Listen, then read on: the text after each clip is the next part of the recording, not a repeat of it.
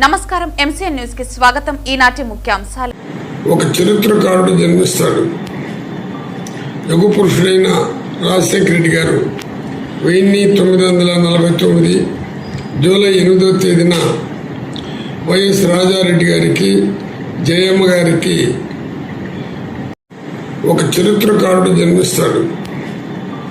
యుగ పురుషుడైన రాజశేఖర రెడ్డి గారు 1949 జూలై 8వ తేదీన వైఎస్ రాజారెడ్డి గారికి, జయమ్మ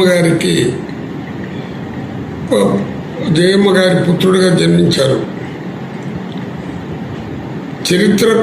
చరిత్రలో కాలాన్ని గుర్తించడానికి యేసుక్రీస్తు జన్మాన్ని ప్రామాణికంగా తీసుకొని కాలాన్ని క్రీస్తు పూర్వం, క్రీస్తు శకమని విభజించారు.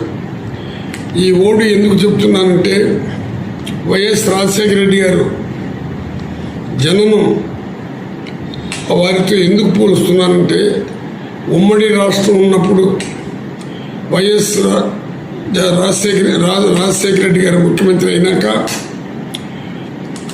ఉమ్మడి రాష్ట్రం పూర్వం ఎట్టునుంది, రైతులు ఏ విధంగా ఉన్నారు, ఆయన చేసిన పనులేమని గుర్తించేదానికి నేను ఇటువంటి పోలికలు పోల్చాను. నేను కూడా ఆ రోజు ఎమ్మెల్యేగా ఉన్నాను. వైఎస్ రాజశేఖర రెడ్డి గారు వారు డాక్టర్ అయినా, డాక్టర్ వృత్తిని చేపట్టిన పేదల తలరాల్తని మార్చినటువంటి ఏకైక నాయకుడు వైఎస్ రాజశేఖర రెడ్డి. కారణం ఏమిటంటే, రాజశేఖర రెడ్డి ముఖ్యమంత్రి కాకముందు రైతులు అప్పుల పాలై అప్పులు తీర్చలేక ఎంతోమంది ప్రాణత్యాగాలు చేసుకున్నారు. దీనంతా గుర్తించినటువంటి రాజశేఖర రెడ్డి గారు వారు ముఖ్యమంత్రి అయిన సంవత్సరంలోనే సెంట్రల్ గవర్నమెంట్తో పోరాడి రైతులకు పూర్తి విముక్తి చేశాడు. అంటే రైతు రుణాన్ని పూర్తిగా తీసివేయడం జరిగింది. ఒకవేళ రైతులు డబ్బు కట్టుకుంటే కూడా ఆ రైతులు కూడా 5,000 రూపాయలు వేసే కార్యక్రమం తీసుకుని వచ్చాడు. రెండోది, రైతు అనే వ్యక్తి పేదరికానికి రావడానికి కారణం ఆ పంట పండించలేని పరిస్థితులు ఉంటే ఆయన రైతుల కోసం జలయజ్ఞం అని తీసుకుని వచ్చి చాలా 90% అంటే దాదాపు 90 ప్రాజెక్టులు తీసుకొని వచ్చినారు.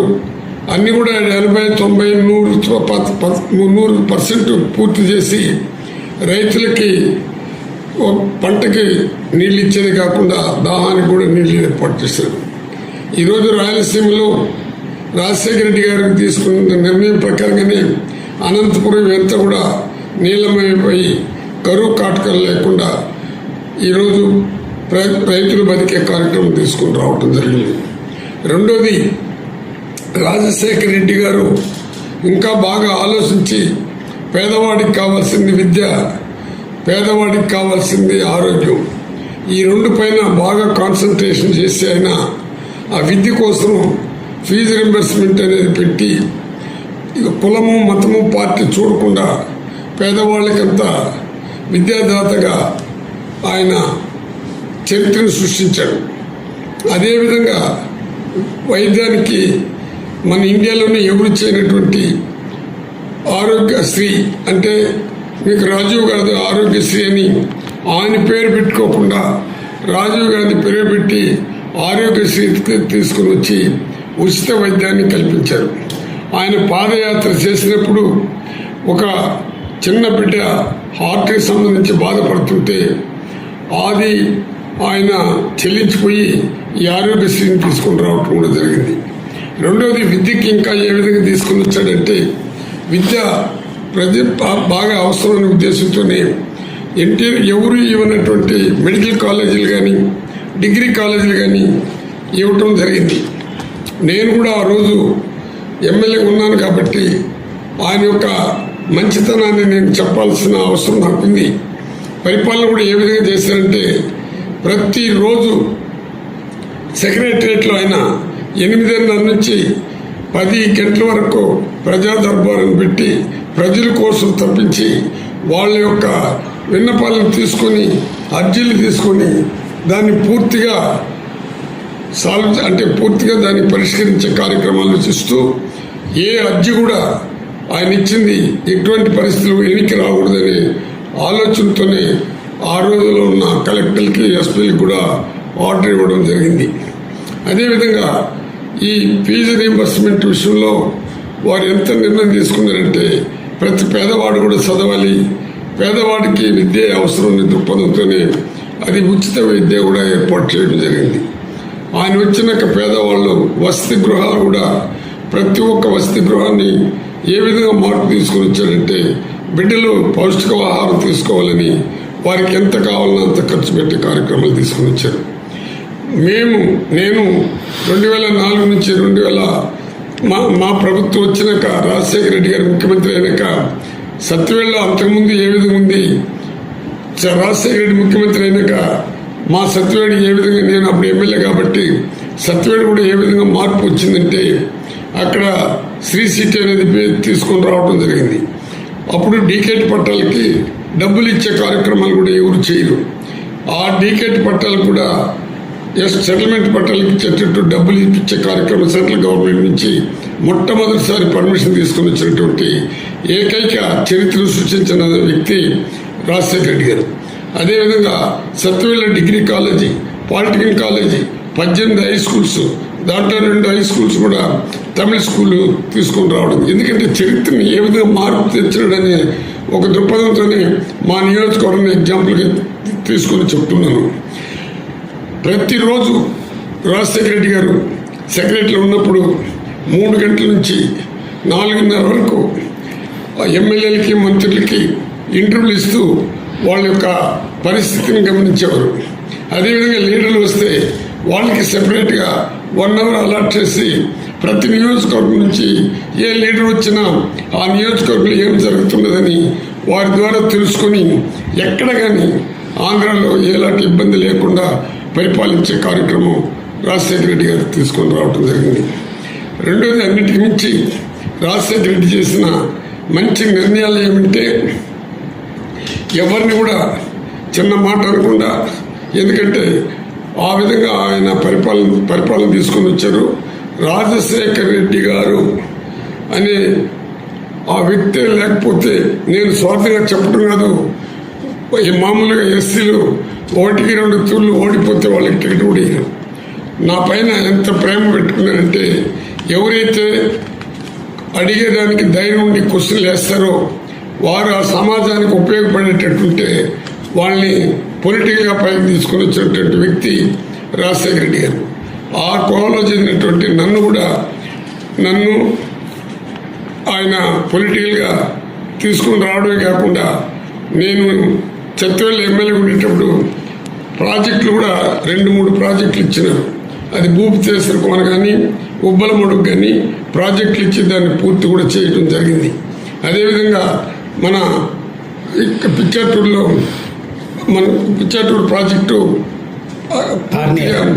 ఆర్నియారు అది పూర్తిగా ఆర్నియార్ ప్రాజెక్టు దెబ్బతిన్నప్పుడు ఆ ప్రాజెక్టు కోసం దాదాపు 23 కోట్లు ఇచ్చి దాన్ని మళ్ళీ రిపేర్ చేసే కార్యక్రమం చేసి శాశ్వతంగా ఆర్నియార్ ప్రాజెక్టు నిలబెట్టినటువంటి చరిత్ర కూడా రాజశేఖర రెడ్డి గారు. ఈ విధంగా తీసుకుంటే ఆయన పాదయాత్ర దగ్గర నుంచి ప్రజల కోసం ఏ విధంగా తప్పించాడో అనేది కానీ తీసుకుంటే ఆయనకి సాటి అయిన వ్యక్తి ఈ ఆంధ్రప్రదేశ్లో కాదు, ప్రపంచంలోనే ఎవరు లేదు. అందుకే వారు కూడా ఏ విధంగా పరిపాలించారంటే, ఆయన ఏ విధంగా ప్రజల్లో మన్నన పొందినాడంటే ఒక యుగ పురుషుడిగా మన్నన పొందినాడు. అందుకే నేను ఈరోజు వారు చనిపోయిన రోజు కూడా గుర్తించుకుంటున్నాను. ఎందుకంటే వారు చనిపోయినప్పుడు ప్రతి కుటుంబం కూడా వారి కుటుంబ సభ్యులు చనిపోయినట్టు ఏ విధంగా బాధపడినారు. ఎంతమంది ఆయన చనిపోతే 650 మంది వరకు చనిపోవడం కూడా జరిగింది. ఆ విధంగా చరిత్ర సృష్టించినటువంటి రాజశేఖర రెడ్డి గారికి ఆయన రేపు 8వ తేదీ జయంతి కాబట్టి ఖచ్చితంగా రాజశేఖర రెడ్డి జయంతిని ప్రజలందరూ ఆయనకి పార్టీల, మతంల, కులంల కొంతమంది రాక్షస మనస్తత్వం కలిగిన వాళ్ళు ప్రజల కోసం ఉపయోగపడినటువంటి రాజశేఖర రెడ్డి విగ్రహాన్ని తొలగించారు. రాజశేఖర రెడ్డి విగ్రహాన్ని తీసేశారు. రాజశేఖర రెడ్డిని ఈ పెత్తందారులంతా ఒకటి అనరాని మాట్లాడినారు.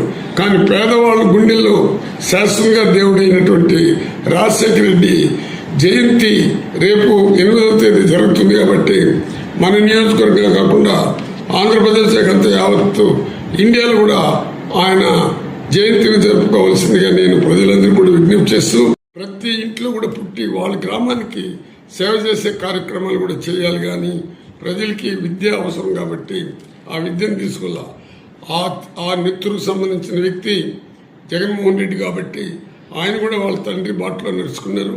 వారు కూడా నవరత్నాలు తీసుకొని రాసి వచ్చారు. రైతులకే కాక అందరికీ కూడా ఉపయోగపడినటువంటి జగన్మోహన్ రెడ్డి కూడా రేపు ఈ తండ్రి జయంతిని పెద్ద ఎత్తున చేసుకుంటున్నారు. కాబట్టి ప్రజలందరూ కూడా కులము మతము పార్టీ లేని అభివృద్ధికి పాటుపడినటువంటి వ్యక్తి, రైతుల కోసం తప్పించినటువంటి వ్యక్తి, విద్య కోసం తప్పించినటువంటి వ్యక్తి, ఆరోగ్యం కోసం తప్పించినటువంటి వ్యక్తి మన వైఎస్ రాజశేఖర రెడ్డి జయంతిని అందరూ కలిసికట్టుగా, రైతులందరూ కూడా కలిసికట్టుగా చేసుకోవాల్సిందిగా రైతులకు విజ్ఞప్తి చేస్తూ, ఈ ప్రతి యుగంలో కూడా ఇటువంటి వ్యక్తి ఒకరు రావాలని కోరుకుంటూ, యుగ యుగాలుగా రాజశేఖర రెడ్డి గారు మళ్ళీ జన్మించి ఇప్పుడుండే ఈ రాక్షస మనస్తత్వాలంతా పోగొట్టే కార్యక్రమాలు కూడా చేయాల్సిందిగా ఆ దేవదేవుని ప్రార్థిస్తూ, అందరికీ రేపు జయంతి రోజు ప్రతి ఒక్కరు పెద్ద ఎత్తున మనం కార్యక్రమాలు నెరవేర్చాలని కోరుకుంటున్నాను.